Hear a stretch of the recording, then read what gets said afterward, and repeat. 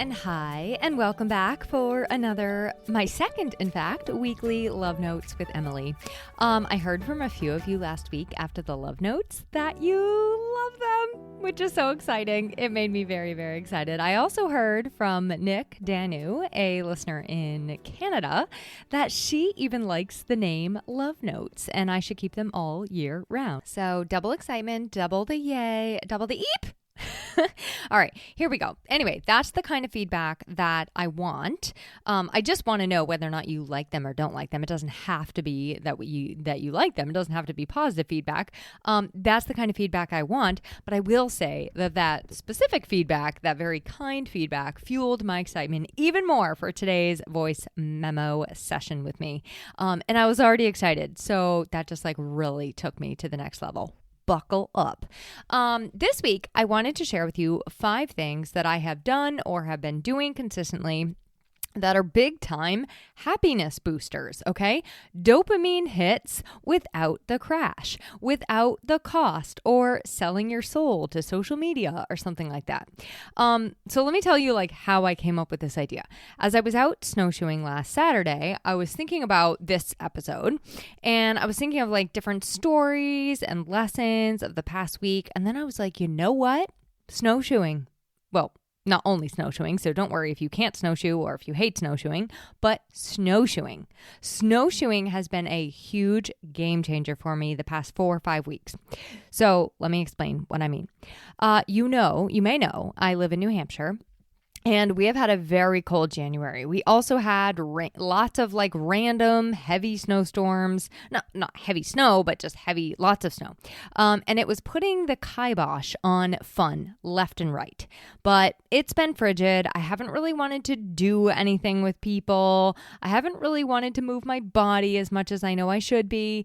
And I was just starting to feel the winter ick that always sets in for me somewhere around January, lasts through March, and I would say it's probably the case for most New Englanders. So my husband had already whipped out his snowshoes, and he was getting back into that again, okay? We have all this conservation land behind our house. And actually, nobody else uses it besides us. It's glorious. It's all of this giant open acreage all to ourselves. So I've always said, I don't like snowshoeing. It's extra steps to strap the darn things on. It weighs down my feet and it's hard. It's really, really hard. So I've always been kind of whiny about it. And I stubbornly continued to walk on the sandy, sludgy, salty, disgusting roads. But finally, one day, I don't know what possessed me to do it, but I decided, you know what, I'm going to go with him. And when I got back into it, this is not my first time snowshoeing. I've done this before. I think I actually come to this conclusion every time. But when I finally got back into it, I love it. And then I loved going with him. That was great, but I just started going on my own. And now I do it at least once, usually twice a day because I just love it. Now, let me tell you the thing about snowshoeing. It is not the easiest thing. It is certainly not the fastest workout prep I've ever encountered. It's a lot easier to just put my clothes on to walk on the road, okay? But when you go snowshoeing, you got to get the snow pants, the layers, the boots. You got to strap the snowshoes on. It's hard to kind of strap them on there tight.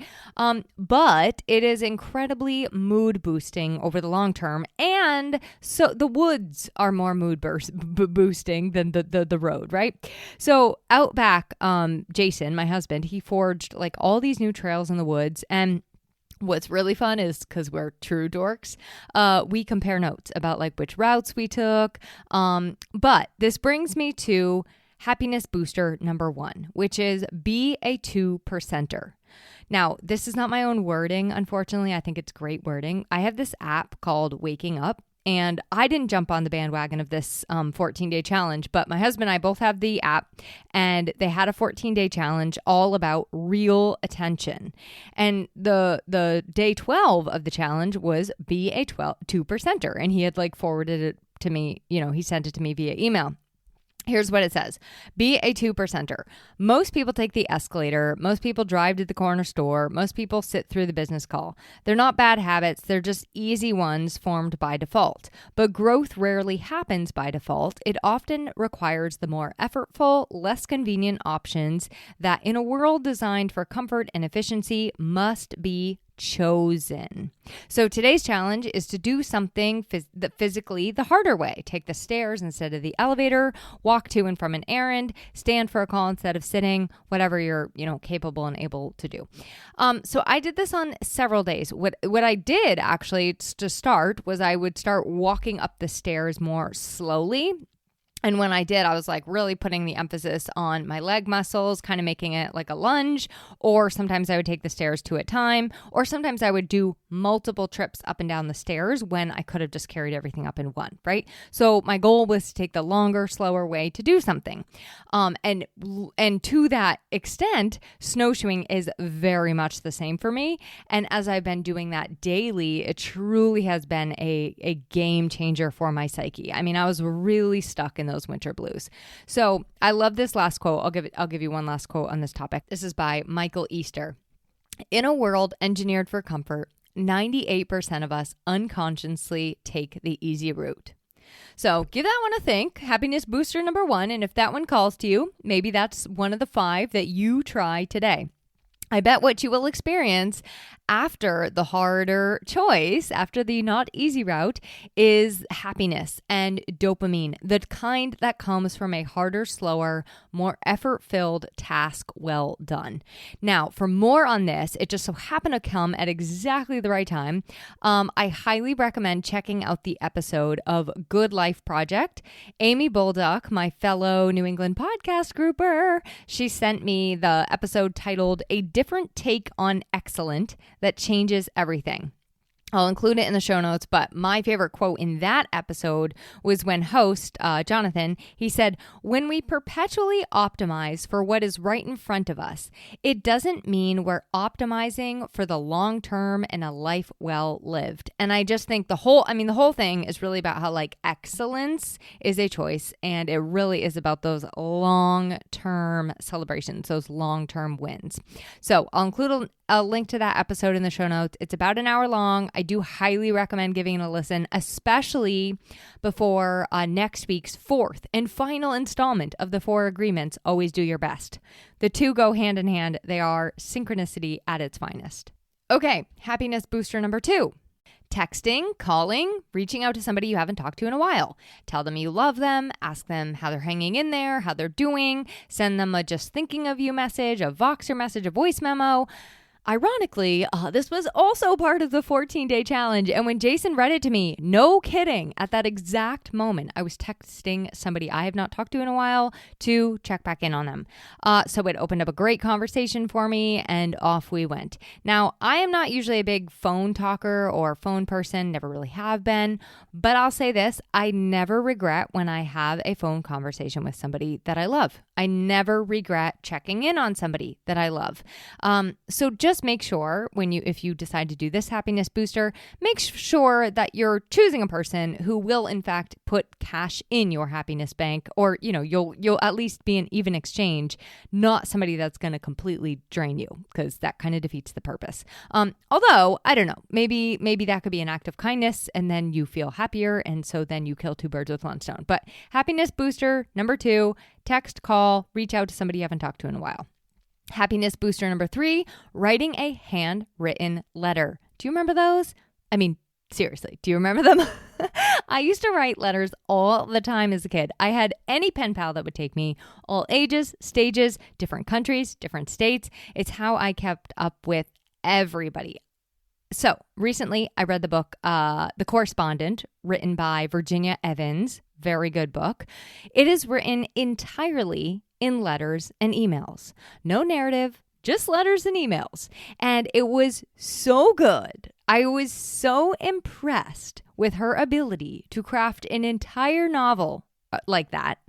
I said, you know what? I have to write her my own handwritten letter. Now, I'm sure I'm not the only reader who has done this. My letter was 4 pages, FYI. I'm sure I'm not the only reader who has done this, so it was not exactly an innovative thought there. But it was really, really fun to put pen to paper and write a letter. I had completely forgotten. It doesn't have to be handwritten, okay? If you need to type it. But I decided from there I got this idea to write a letter to a couple of friends that I want to help me on a little 40th birthday project I'm working on for myself. So that's happiness booster number 3, writing a letter to somebody. Pick me if you want, if you really want. But it is so entirely just analog and joyful, and it's not even funny. I mean, even if you're not writing about happy things, it really is a happiness booster. And if you don't want to go for a whole letter, send a card. But maybe you make it a little lengthier than usual cards, and maybe you add like kind of in like a little half letter or poem or something like that. Happiness booster number 4, reading a book in a day. Now, okay, I know this is not practical for everybody. As you know, I've been experimenting over here with more screen-free days, more screen-free time in general. And if you have no idea what I'm talking about the screen-free days and the screen-free time, make sure to check out my episode with Kelsey Green about digital minimalism and the screen-free day challenge. It's a great episode. And she is the one who sparked me to try the screen-free days. So on my first screen-free day, I read a book in a day. That was amazing. And these are on my second screen-free day, I read a book in a day. But I think it ended up being like 16 hours or something. It was a very fast read. But they were not like short books. They're not like novellas. I read full length, like 300 to 400 page books. I read serious books. But I can't wait until the next opportunity to do that, because there is some sort of magic. Like, it feels like you're doing something terribly naughty, but it's also very enriching and soul-filling at the same time. So it is the best, I tell you. If you have to do audiobook, like whatever that looks like for you, but it is really a joy and a satisfaction you carry with you straight into the week. And there's just something for me personally about being curled up with the actual book in hand, hot cup of tea, fire going, like that kind of thing. Oh my God. It is also such a creativity booster. It is amazing. Like when I read an amazing book, then I'm like, I must write all the things. So try it. Read a book in a day. That is some serious happiness that lasts. And finally, happiness booster number 5, spend a day looking for things that you don't usually look at or see. This was also one of the waking up challenges during the 14 days. I found this one harder and weirder, but also good. So it's a simple reminder. Now, it's funny because I actually do observe a lot on a regular basis, but it was a very good reminder for me to take in my day by noticing things that I don't usually notice. So the way I challenged myself to do it is like when I was in the grocery store, I said like, I'm going to try to go through the grocery store, like imagining that I'm seeing it through somebody else's eyes. So I kind of like went through it that way. But another thing you could do is just when you're looking at your desk in the morning, try to intentionally direct your attention to something you don't usually look at, or take a new route to the grocery store or to work or around the house to feed your chickens, or, go in a different door in your home when you get home from work. So spend a day looking at what you don't usually see. That is happiness booster number 5. And it's really interesting how it does direct your attention. And there are a lot of little things that you don't usually, you take for granted that bring you a whole lot of joy. So go forth and claim your slow burning happiness, your micro, your macro joy. I do hope you take me up on at least one of these. I found them highly beneficial. As business owners and creators, when we get stressed and overwhelmed and the world and the news is crashing down on all of us, and your empathy muscles are just like under the pressure, you need to find micro and macro joys where you can. I don't know about you, but I have been struggling to stay positive and to stay happy and balanced. And I've repeatedly sunk before I finally realize I'm sinking, and then I come up gasping for air. But by incorporating more of these little things on the regular, I think that it helps us to fortify so that we can burn longer and brighter and more steadfast rather than just burning out.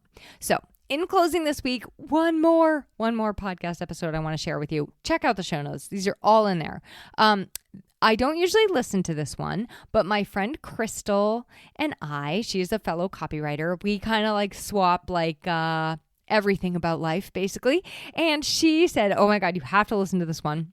It is called So the episode is by Tanya Lee, and she has a podcast called The School of Self-Image. And this particular one is on decision making, how to make basically better and faster decisions. Now, I've talked about this before, so it was of a special curiosity to me. I'm always trying to get better at making decisions.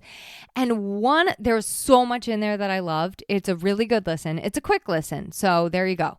And I actually think I'm going to go back and maybe like take notes because I really like her decision-making filter. It was really powerful. But there was like this one little tiny thing in there where when she is choosing to buy a clothing item specifically, she thinks about cost per wear. So basically, am I willing to invest this based on cost per wear? Meaning, if I'm going to wear this twice, how much does it cost me? Like okay, if I'm buying a $50 item and I wear it twice, that's $25 every time I wear it. So breaking things down in that way. And I thought of that in just all sorts of different things in life.